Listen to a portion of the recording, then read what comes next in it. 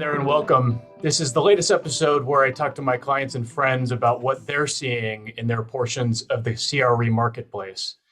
My name is Cody Charfauros with Slatt Capital here in San Diego. And today we're talking office trends in light of the COVID experience. And to lend his expertise on the subject, I'm honored to have my industry colleague and friend, Mike Novkov from Cushman Wakefield here in San Diego. Mike, welcome and thanks for joining us today. Thanks for having me. Good to see you virtually here. Before we jump in, brother, why don't you give us some background about you and your business?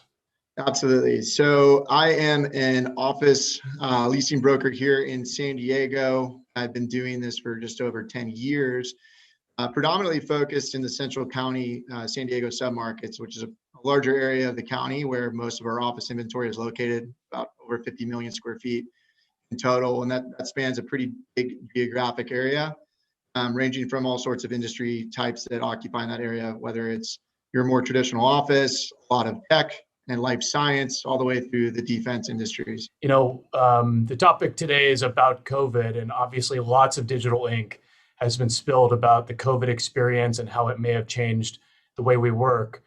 You know, without repeating some of the more rote comments that we've heard time and time again, I'd like to know a little bit how your clients are reacting and what effects, if any, seem to be longer lasting, either in their opinion or in yours. Sure. Well, I mean, it's clear that the immediate impact of the work from home scenario or experiment, as you call it, most tenants put a lot of their requirements on hold and had leases expiring or signed short-term renewals in 2020. And a lot of that was driven by the uncertainty in the market, so they could reforecast their plans until COVID cases declined and or businesses could bring back employees to the office place. One thing that I think everyone needs to keep in mind with work from home is that this is something that's already been utilized by a lot of companies prior to the pandemic in a smaller percentage. But what COVID really did was exacerbate this trend and really forced companies and tenants to think about how they occupy their space and who actually needs to be in the office. Some jobs and companies, depending on the industry type, are going to require employees in the office that are more essential, whether that's more of a lab or something that's a little bit more secure. Type of jobs that just don't function well from a work from home scenario. What we've found from mostly a lot of surveys completed by Cushman globally and nationally, as well as from our architectural firms that we've worked with, is that most employees want to come back to the office. A percentage of them do want to work from home permanently, and that's probably about 20 to 30%. But, you know, it's still pretty early to tell what that's going to look like. But more so, it looks like employees want a hybrid model, somewhere where they can go to the office for a few days a week and then also work from home a few days a week as well. And this is undoubtedly going to have an effect on how much space these companies are going to take going forward. And it's going to be varied from a lot of different industry types, like we mentioned, as far as what's essential and what's not. So what's likely going to happen for a large majority of office tenants is some type of hybrid environment where you have some permanent seats for employees along with some hoteling spaces. But again, it's going to differ depending on industry type and a lot of varying factors. Yeah, you mentioned lab space as a potential use that is starting to be more clearly an essential use. You know, last week I had the privilege of talking with Rusty Williams up at Lee & Associates in Carlsbad. Side note, hey, take a look at that video in my feed because it's a pretty good one if you haven't seen it. Little plug there. But he described a shift he's seeing in the industrial space for converting some properties into life sciences uses. What are you seeing in that space? So that has been the story of the market in general for San Diego throughout 2020. One of the areas that I specialize in and have represented landlords for a long time is in Sorrento Mesa and throughout Sorrento Valley. This has always been an area popular for life science, but more or less down the hill from your more traditional life science hubs like Torrey Pines and UTC. So in San Diego in 2020, we recorded a record amount of leasing volume and velocity in the life science markets throughout San Diego and mostly in those hubs I just mentioned.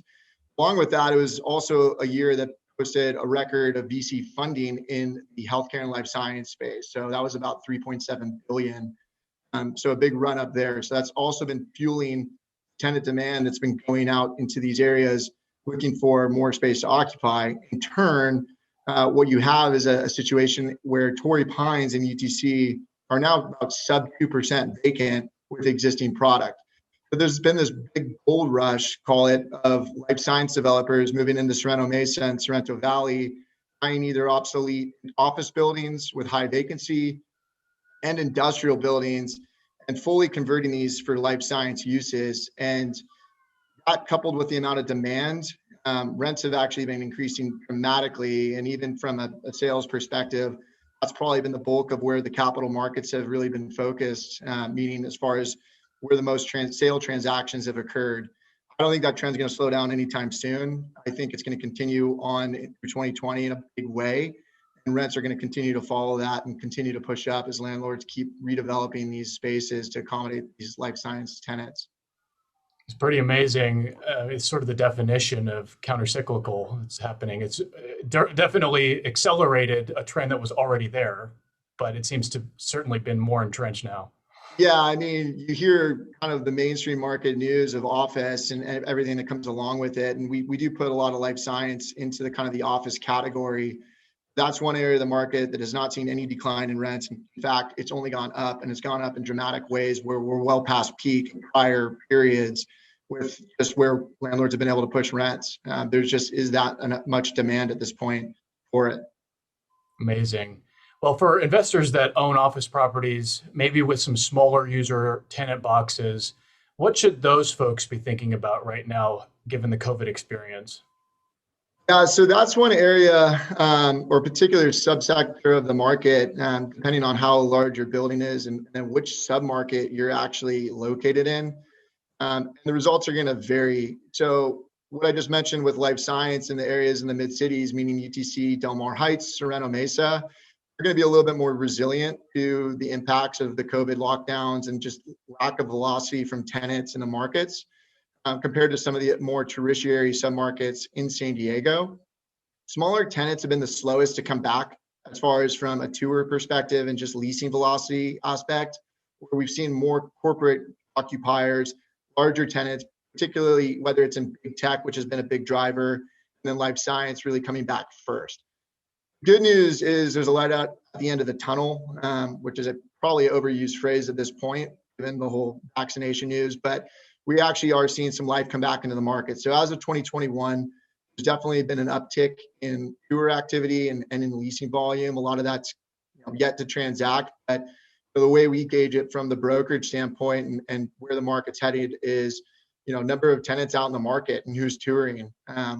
That ultimately leads to leases at some point. So if you have no tours, then you can kind of tell where things are going. But the good news is there's a general uptick and seems like there's a lot more life in the market. I do think the smaller tenants are going to be the slowest to come back, unfortunately, just given financial position, given kind of the reach in the market, if it's satellite office or if it's just kind of a local law firm. That's probably where we're going to see a little bit of lag effect compared to some of the more corporate occupiers in the space. But for the most part, that's kind of the current situation at the start of 2021. Well, we're getting a little short on time here, Mike, but it's been really awesome to chat with you. I really appreciate it. If folks want to dig into anything more with you or, leverage that expertise that you have in all these various submarkets, how can they get in touch? Feel free to send me an email or give me a ring on my office or mobile line. One thing I just want to mention too is since I predominantly focus on more of the office markets, some of that's coupled with life science, but Cushman is one of the largest brokerage shops in town. We cover the entire county from all product types, including industrial. So if you got a question particularly regarding office or life science or even in the industrial field, by all means, reach out and we can connect you with somebody. Very nice, sir. Well, with that, Mike Novkov, thanks again for your time today, sir. And thanks to you all for viewing our conversation. Hopefully it was valuable to you. But if you have a different thought or perspective or another idea on some content for us to cover, be sure to hit me up in the comments and I'll love to hear your thoughts. As always, keep an eye on my feeds for more great conversations with rock stars just like Mike. Until then, this is Cody Charfauros from Slatt Capital signing off. Cheers.